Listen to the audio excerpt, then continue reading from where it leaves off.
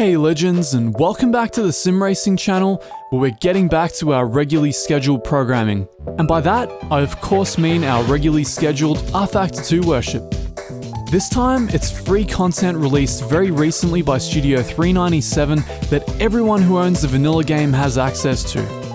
I'm of course referring to the Stock Car 2018. The developers claim they spent almost 16 months redesigning every aspect of these cars, with the most notable improvement being the 24 different compounds of tyres they simulated for the various oval tracks in the game. Driving the car around various ovals and circuits, I can believe it. rFactor 2 has always been one of the most convincing simulators when it comes to rendering the sensation of racing on rubber, but these cars take it to a whole new level. With their softer suspension settings, relatively low aero and assists, you can feel every little give and flex in the car model and experience the limit unlike anything else. The communication between the driver and the car at the point of slip is truly next level, and I don't believe I've experienced something more interactive and dynamic in sim racing to this point. Following on from the tremendous updates made to the GTE cars some months ago, I'm extremely excited about where rFactor 2 is headed regarding its core simulation. While its usability, multiplayer, and various other facets still need a fair bit of tweaking, the core driving experience in this game is currently industry leading in my opinion. But enough waffling on from me about all of this. Let's actually show you how these cars behave in a full grid, trading paint at the limit. Before we get to that, make sure to smash the sub to stay up to date with all future sim racing news and reviews, and without further ado, let's drop the hammer. I should preface this by saying that I don't actually know the first thing about oval car racing. I mean, technically I lie. I've watched Days of Thunder with Tom Cruise, and I used to play Daytona USA at the arcades in 1996, so clearly I know everything there is to know about oval racing, don't I? I love that these cars are so overpowered, they're constantly jostling to the left. Speaking of which, the default setups are now good. I think Studio 397 have really put a lot of work into that. They've kind of heard the community in their cries for actually wanting a drivable car out of the box, you know? You want to actually know what you're paying money for, you know, for the cars that you do pay for. This is one of the free ones that you all have access to if you own vanilla rFactor 2, which is pretty amazing considering how good this tire and overall handling model actually is. But yeah, the car is constantly trying to turn to the left, which I hear is quite normal with these kinds of setups. I looked through the setup and it almost gave me a seizure, so I'm not going to do that again. You know, my race engineer exploits end at trying to tune cars for the Nordschleife. I don't think I'm going to get into this whole lopsided thing that they like to do here. I've tried to set the AI to give me a bit of a decent race. It's 104, which for someone of my meager skills is, I suppose, reasonably challenging.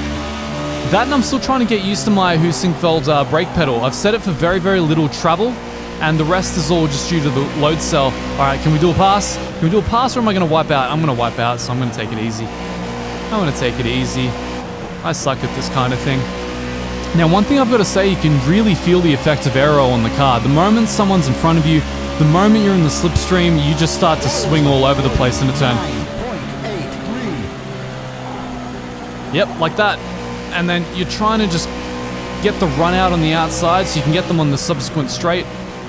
But not having much luck in this case. Let's see if we can get some power down. Come on, slipstream. Come on, slipstream. Gonna kill this wannabe racing guy. Let's do it. Oh, man. Oh, man, oh, man. Still trying to feel out that brake pedal. Oh, come on, rFactor AI. You know, I don't even know what's kosher or not for oval racing. I don't know if they can block you like that. It's a whole new world of racing. Yet somehow it feels a little bit better than Daytona USA did. Go figure, right? The lap was a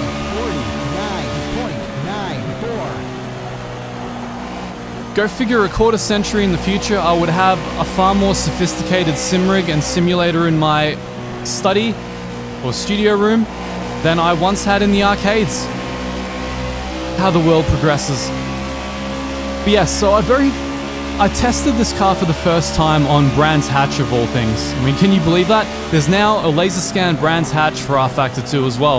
If you guys want me to cover that, do let me know. There's actually a bunch more unofficial laser scan tracks for rFactor than I ever realized. I've filled out my entire collection. There's like Laguna Seca, Alton Park, Brands Hatch, got Twin Ring Motegi recently, and all kinds of, I think Hungaro Ring as well, that was amazing. So it's basically toe-to-toe with ACC in terms of feature content at the moment. It's kind of crazy. I mean, I know it's not official, technically it may not even be legal, but that doesn't stop you from being able to enjoy it, right? Anyway, back to the stock cars. I tried it on Brands Hatch, which was utterly suicidal. I don't know what possessed me to do that. And obviously, my tyre strategy leaves something to be desired. These guys are leaving me behind. I don't know what's quite happening here. I'm gonna try my best to try and catch up a little bit more. Oh man, I'm really understeering out a little bit. Cool, I'm getting them on that turn. I think I'm starting to slowly get the hang of this. Oh man, I can feel the effect of aero being behind this guy. The car's just sort of dancing all over the place. And yes, because of the stock setup, the car's constantly trying to veer to the left. Very cool. I know to you veteran oval racing guys, that's just like, well, what a noob, but I mean, to me, that's kind of fascinating. I can't imagine wanting to set up a car to ever feel like this, but hey, to each their own. Oh, the effect of that aero in the corners is absolutely amazing. But the tires are what really sold me on this. Driving it on Brands Hatch, I couldn't believe what I was feeling. It's like the GTE cars, but dialed up to another level. I don't know what it is that they've done. I don't know what sort of inertia they've fixed with the cars. I don't know what they did in terms of modeling the various rubber compounds in their physical tire model, but this is the most into it sort of connected I've ever felt to a virtual car in sim racing. I don't know what it is that they've done, and mind you, this isn't a laser scan track to the best of my knowledge. So I'm on Indianapolis here. It actually feels quite flat and boring, but even with that being said, under load you can just feel so much that's happening underneath the tire. But on a laser scan track, oh man, it takes this to a whole new level. So if you're insane like me, make sure to also load these cars up on a regular race circuit. Don't just race them on ovals. And just experience this awesome gift we've been given for free. I love this. I also love how insanely hard they are to drive on anything other than ovals. Around Bathurst, so Laser Scan Bathurst is a thing now as well. They do a similar time to the V8 supercars. Now, whether or not they're as easy or difficult to drive as the V8 supercars, I have no idea, but I know I had a little bit of trouble trying to wrangle these things. So there's definitely something I'm missing to the strategy of driving stock cars, I think. I'm not able to catch these guys, despite how hard I might try. Maybe it's all about trail braking into that apex, right? Maybe it's those universal race strategies that we all know. Come on, I can't get on the power early enough. I'm stuck in the aero wash. Too much, too much dirty air. Why, guy? Why? No. Alright, more braking, more braking. I'm trying to get used to the idea that I'm still braking even while there's no pedal travel. That's such a fascinating concept to me, because I'm used to just, you know, braking on... No, almost, come on. Well, that was my best Tom Cruise impression. I think this will be the last lap here. Yes, so that is it. So, thank you guys for bearing with me. I think this new stock car addition to the game is utterly amazing. They modeled the 2018 stock cars because they have 200 more brake horsepower than the 2020 regs. So the car is stupidly difficult to drive.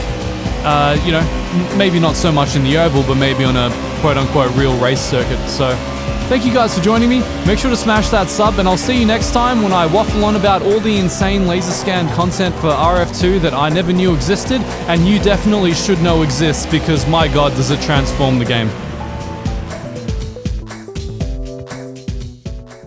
Psych, we're not actually done. We're doing 3 laps at Bridgehampton. Let's go. So the oval racing, while I don't know the first thing about it, I do know a thing or two about road circuit racing, and this is probably one of the best ways for me to show you guys all the physics improvements that have been made to these cars, because as you can see up in front ahead of me, these cars are bouncing all over the place. It's one thing I've always loved about this game. It renders that sensation so well. Robbing is racing. Let's do this. Shift down. Still coming to grips with actually using an external shifter and heel and towing here. So much fun. Thanks again to Next Level Racing for making that possible for me. Oh my god, if you could see the inputs, if you can see the amount of violence, if you could just see just the amount of energy going into keeping this car wrangled on this track. It's absolutely insane. 750 brake horsepower going straight to the rear wheels. No assists as far as I'm aware of. Just a massive set of brass balls. And can you believe it? People actually used to race stock cars here historically? Like what were they even thinking? How do you even, like, oh, that's amazing. So I absolutely had to do this. Oval racing's really not my forte. I know you probably wouldn't have gotten as much as you needed to out of that. So here we are. Again, you have got to do this. Both of these, the track and the car, are completely free content. So if you just own a basic vanilla version of rFactor 2, you can experience this absolute insanity for yourself. I'm so used to driving this in the Ferrari GTE car, I have no idea, all my brake points are completely off. Obviously having to repurpose my foot to also brake and and flick the throttle at the same time. No! It's okay, it's okay. It's alright. Marshals didn't see that, it's all good. Don't even stress. I may be in the wrong gear, but it's all good. You can just see how the cars are bouncing all over the place, desperately trying to find some semblance of grip, and that aero effect still in effect there, shooting me out wide as I'm behind the opponent's car up ahead. Very impressive stuff. Can't wait to try the LMPs on some of these tracks.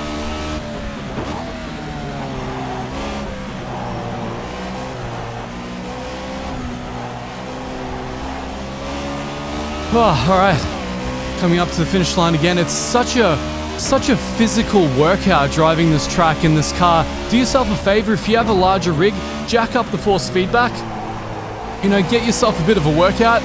It all adds to the experience, adds to the immersion, adds to the fun. Heck, I don't even know if these cars have power steering or not in real life. I kind of hope they don't. Alright, textbook overtake. We're not going to get the line that we need through here. Oh, no. I love this.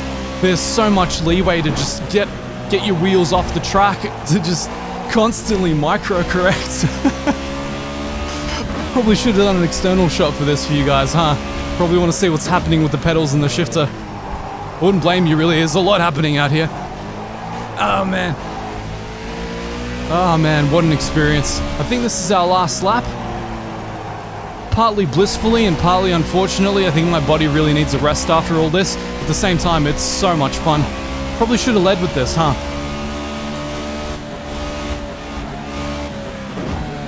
So much fun. The track just kind of... I don't know what they did to capture the nuance of this track so well. Still trying to work out that corner. It's like, do you downshift mid-corner? Do you downshift before and sacrifice the entry? When you're heel and towing, it becomes a different process. We've just got 4 gears to deal with in this car, and very different experience to just flappy paddles in the GTs. Heck, I don't even know what position we finished in. I think we started in 8th. I hope we finished on, maybe 3rd? Maybe on the podium? Maybe? A 2nd. You know what? I will take that 100%. Alright, no more psych outs left. No more encores. This is pretty much it. Hope you guys enjoy the Stock Cars 2018, and until next time, I'll catch you later.